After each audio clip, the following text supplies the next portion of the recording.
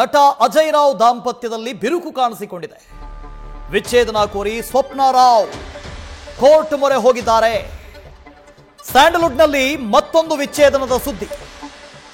ನಟ ಅಜಯ್ ರಾವ್ ದಾಂಪತ್ಯದಲ್ಲಿ ಬಿರುಕು ಕಾಣಿಸಿಕೊಂಡಿದೆ. ಪತ್ನಿ ಸ್ವಪ್ನ ರಾವ್ ವಿಚ್ಛೇದನ ಕೋರಿ ಕೋರ್ಟ್ಗೆ ಮೊರೆ ಹೋಗಿದ್ದಾರೆ, ಅರ್ಜಿ ಸಲ್ಲಿಸಿದ್ದಾರೆ. ಇಬ್ರು ಪ್ರೀತಿಸಿ ಮದುವೆ ಆಗಿದ್ರು 2014ರಲ್ಲಿ. ಈ ಜೋಡಿಯ ಮಧ್ಯೆ ಬಿರುಕು ಕಾಣಿಸಿಕೊಂಡಿದೆ. ಇತ್ತೀಚೆಗೆ ಹೊಸ ಮನೆಯ ಗೃಹ ಪ್ರವೇಶವನ್ನು ಕೂಡ ದಂಪತಿ ಮಾಡಿದರು. ಇದರ ಮಧ್ಯೆ ದಾಂಪತ್ಯದಲ್ಲಿ ಬಿರುಕು. 2014ರಲ್ಲಿ ಪ್ರೀತಿಸಿ ಮದುವೆ ಆಗಿದ್ರು, ಹೊಸ ಮನೆ ನಿರ್ಮಾಣ ಮಾಡಿದ್ರು, ಇತ್ತೀಚೆಗೆ ಗೃಹ ಪ್ರವೇಶ ಆಗಿತ್ತು. ಇವೆಲ್ಲವೂ ಆದ ನಂತರ ಈಗ ದಾಂಪತ್ಯದಲ್ಲಿ ಬಿರುಕು. ಲೋಕೇಶ್ ಇದರ ಬಗ್ಗೆ ಡೀಟೇಲ್ಸ್ ಅನ್ನು ಕೊಡ್ತು ಹೋಗ್ತಾರೆ. ಲೋಕೇಶ್ 2014ರಲ್ಲಿ ವಿವಾಹ ಆಗಿದ್ರು, ಅದು ಪ್ರೀತಿಸಿ ಮದುವೆ ಆಗಿದ್ರು, ಮೊನ್ನೆ ಹೊಸ ಮನೆ ಗೃಹ ಪ್ರವೇಶ ಕೂಡ ಆಗಿತ್ತು. ಇಷ್ಟೆಲ್ಲ ಆದಮೇಲೆ ಈಗ ವಿಚ್ಛೇದನ. ವೈಯಕ್ತಿಕ ಕಾರಣನೇ, ಬಟ್ ಏನು ಅಂತ? ಖಂಡಿತ ವಾಸು, ಯಾಕಂದ್ರೆ ಇದು ಎಲ್ಲರೂ ಕೂಡ ಶಾಕಿಂಗ್ ವಿಚಾರನೇ ಹೌದು. ಯಾಕಂದ್ರೆ ಆ ಇಬ್ರು ದಂಪತಿ ಕೂಡ ತುಂಬಾ ಚೆನ್ನಾಗಿದ್ದಾರೆ. ಯಾಕಂದ್ರೆ ಕಳೆದ ವರ್ಷ ಒಂದು ಹೊಸ ಮನೆಯನ್ನ ಖರೀದಿ ಮಾಡಿ ಅದರ ಗೃಹ ಪ್ರವೇಶನ ಕೂಡ ತುಂಬಾ ದೊಡ್ಡ ಮಟ್ಟದಲ್ಲಿ ಮಾಡಿರ್ತಾರೆ.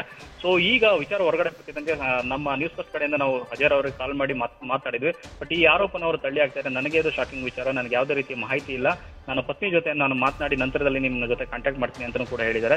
ಇದು ನಿಜಕ್ಕೆ ಹೇಳ್ಬೇಕಂದ್ರೆ ಒಬ್ರು ಮಗಳಿದ್ದಾರೆ. ಆಕ್ಚುಲಾಗಿ ಇತ್ತೀಚೆಗೆ ಅಷ್ಟೇ ಯುದ್ಧಕಾಂಡ ಅಂತ ಒಂದು ಸಿನಿಮಾ ಮಾಡ್ತಾರೆ. ಸೊ ಎಲ್ಲ ಒಂದ್ ಕಡೆ ಚೆನ್ನಾಗಿದ್ರು ಮೇಲ್ನೋಟಕ್ಕೆ. ಬಟ್ ಇಲ್ಲಿ ಹೇಳ್ತಿರೋ ಪ್ರಕಾರ ಏನು ಅಂತಂದ್ರೆ ಸ್ವಪ್ನ ಅವರಿಗೆ ಕೌಟುಂಬಿಕ ದೌರ್ಜನ್ಯ ಒಂದು ಕೇಸ್ ಹಾಕಿರೋದ್ರಿಂದ ಹೊರಗಡೆ ಚೆನ್ನಾಗಿದ್ರು, ಒಳಗಡೆ ಏನೋ ಸಮಸ್ಯೆಗಳಿದೆ, ಒಂದಷ್ಟು ಬಿರುಕುಗಳಿದೆ ಅನ್ನೋ ಒಂದು ಮಾಹಿತಿ ಬರ್ತಾ ಇರೋಂಥದ್ದು. ಸೊ ಇದಕ್ಕೆಲ್ಲ ಉತ್ತರ ಈಗ ಸ್ವಪ್ನ ಅವ್ರು ಕೊಡ್ಬೇಕಾಗುತ್ತೆ.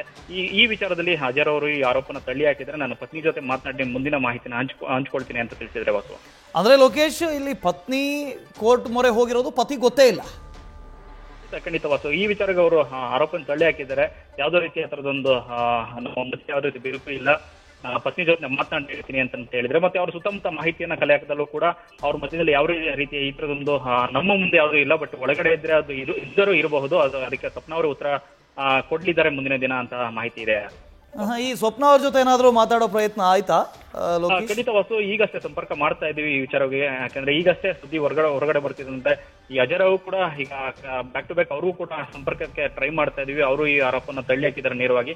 ಈ ವಿಚಾರವಾಗಿ ಸ್ವಪ್ನ ಅವ್ರನ್ನು ಕೂಡ ಈಗ ಸಂಪರ್ಕ ಮಾಡ್ತಾ ಇದೀವಿ ವಾಸು. ಸೊ ಸದ್ಯದಲ್ಲಿ ಅಂದ್ರೆ ಆ ಸಿನಿಮಾ ವಿಚಾರದಲ್ಲಿ ತುಂಬಾ ಕನ್ಸುಗಳನ್ನ ನೋಡ್ತಿದ್ದಾರೆ. ಯಾಕಂದ್ರೆ ಯುದ್ಧಕಾಂಡ ಸಿನಿಮಾ ದೊಡ್ಡ ಮಟ್ಟದ ಹಿಟ್ ಆದ ನಂತರದಲ್ಲಿ ಬ್ಯಾಕ್ ಟು ಬ್ಯಾಕ್ ಸಿನಿಮಾಗಳನ್ನ ಮಾಡಬೇಕು, ಸಾಕಷ್ಟು ಕನಸಿನ ಪ್ರಾಜೆಕ್ಟ್ಗಳಿದೆ ಅಂತ ಅಜಯ್ ರಾವ್ ಹೇಳಿದ್ರು. ಬಟ್ ಎಲ್ಲೊಂದ್ ಕಡೆ ವೈಯಕ್ತಿಕ ಬದುಕಿನಲ್ಲಿ ಈ ರೀತಿಯ ಒಂದು ವಿಚಾರ ಬಂದಿರುವಂತದ್ದು ಶಾಕಿಂಗ್ ವಿಚಾರ ಅಂತಾನೆ ಹೇಳ್ಬೋದು ವಾಸು. ಗಂಡ ಹೆಂಡತಿ ಅಂದಾಗ ಸಣ್ಣ ಪುಟ್ಟ ಜಗಳಗಳು ಇದ್ದೇ ಇರ್ತವೆ. ಆದ್ರೆ ಫಿಲಂ ಇಂಡಸ್ಟ್ರಿ ಅಂತ ಅಂದಾಗ ನಮಗೆ ಗೊತ್ತಿರುತ್ತೆ, ಸಣ್ಣ ಪುಟ್ಟ ಜಗಳ ಆದಾಗ್ಲೂ ಏನೋ ಆಗ್ತಾ ಇದೆಯಂತೆ ಅಂತ ಗೊತ್ತಾಗುತ್ತೆ. ಬಟ್ ಆ ಥರದ ಸುದ್ದಿ ಏನಾದ್ರು ಇತ್ತಾ? ಇಬ್ಬರ ಮಧ್ಯೆ ಸರಿ ಇಲ್ಲ ಅಥವಾ ಜಗಳ ಆಗ್ತಾ ಇದೆ ಅಂತ ಏನಾದ್ರು? ಖಂಡಿತ ಇಲ್ಲ ವಾಸು. ಯಾಕಂದ್ರೆ 2014 ಇಲ್ಲಿ ಅಂತಂದ್ರೆ ಆಲ್ಮೋಸ್ಟ್ ಒಂದು ದಶಕದ ಒಂದು ದಾಂಪತ್ಯ ಜೀವನ. ಯಾಕಂದ್ರೆ ಅವರು ಪ್ರೀತಿಸಿ ಮದುವೆ ಆಗಿರ್ತಾರೆ. ಯಾವುದೇ ವೇದಿಕೆನಲ್ಲಿ ಬಂದರೂ ಕೂಡ ಅಂದ್ರೆ ಗಂಡ ಹೆಂಡತಿ ಮಗು ಯಾವಾಗಲೂ ಕೂಡ ಖುಷಿಯಿಂದ ಓಡಾಡ್ತಾರೆ. ಯಾಕಂದ್ರೆ ಪ್ರತಿ ಒಂದು ಈವೆಂಟ್ ನಲ್ಲೂ ಅಥವಾ ಸಿನಿಮಾ ಪ್ರೋಗ್ರಾಮ್ಗಳಲ್ಲೂ ಅವ್ರಿಬ್ರು ಜೊತೆಗಾಗಿ ಬರ್ತಾ ಇದ್ರು, ಬಹಳ ಖುಷಿಯಿಂದನೇ ಇರ್ತಾ ಇದ್ರು. ಸೊ ಅದೆಲ್ಲ ನೋಡಿದವ್ರಿಗೆ ಈಗ ಏನಿಸ್ತಾರೆ ಅದನ್ನ ಇದು ಸುದ್ದಿ ಸುಳ್ಳಾಗಬಾರದು ಅಂತ ಒಂದು ಸಾಕಷ್ಟು ಜೊತೆಗಿರುವಂತ ಗೆಳೆಯರೇ ಹೇಳ್ತಾ ಇರುವಂತದ್ದು. ಯಾಕಂದ್ರೆ ನಾವು ನೋಡಿದಂತೆ ಅವರು ತುಂಬಾ ಪ್ರೀತಿಯಿಂದ ಇರೋದು.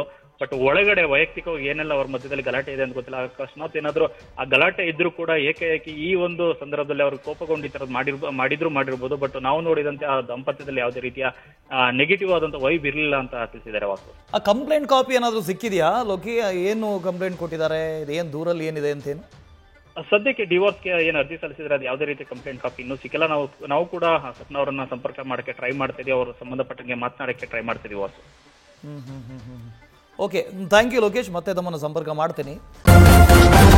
ನ್ಯೂಸ್ ಫಸ್ಟ್ ನಿರ್ಭೀತಿಯಿಂದ ನಿಮ್ಮ ಪರವಾಗಿ.